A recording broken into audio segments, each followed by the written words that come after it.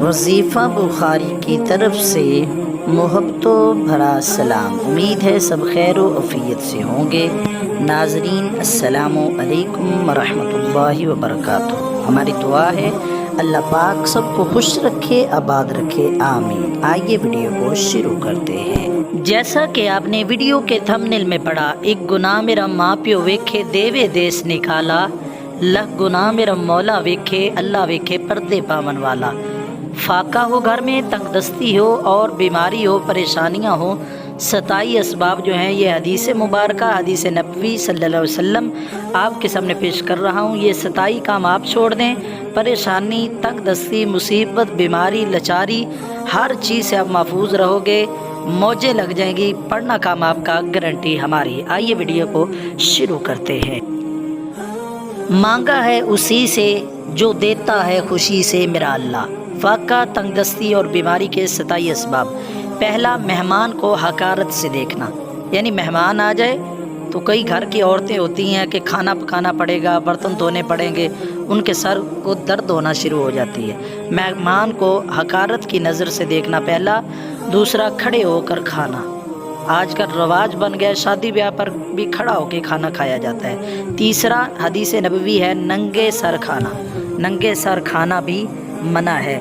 چوتھا، نماز کو قضا کرنا۔ پانچواں، نامحرم عورتوں کو دیکھنا۔ یہ جو دور جا رہا ہے، اس دور میں کوئی ایسا نوجوان نہیں ہے جو نامحرم عورتوں کو نہ دیکھتا ہو۔ صبح کے وقت سونا، عام لوگ ساری رات موبائل چلاتے ہیں، صبح کو سوئے رہتے ہیں، نماز بھی نہیں پڑھتے۔ ننگے سر بیت الخلاء میں جانا، اہل و عیال سے لڑتے رہنا۔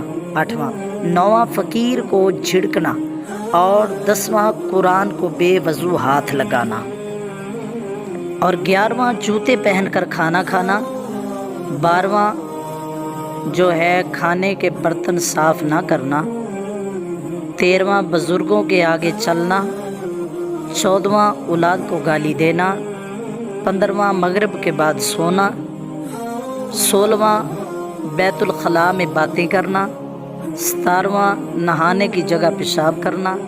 18واں، حوض یا غسل والی جگہ پیشاب کرنا۔ 19واں، بغیر بسم اللہ کے کھانا کھانا۔ 20واں، بغیر ہاتھ دھوئے کھانا۔ یہ سبھی عادتیں پائی جاتی ہیں۔ آئیے آگے سے 21واں آپ کو بتاتا ہوں۔ 21واں، مسجد میں دنیا کی باتیں کرنا۔ آج کا رواج ہے، لوگ نماز پڑھنے آتے ہیں، اپنے امام کے گلے شکوے کرتے ہیں، باہر جاتے ہیں، چغلیاں کرتے رہتے ہیں۔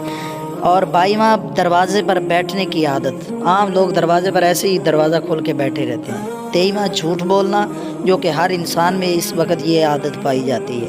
24واں، شگستہ کنگھا سے جو بال سنوارنا۔ 25واں، بیت الخلاء میں تھوکنا۔ کھڑے ہو کر نہانا۔ گانے بجانے یا سننے کے لیے دل لگانا، جو کہ ہر انسان میں اس دور میں عادت پائی جاتی ہے۔ ان سبھی سے بچ جائیں۔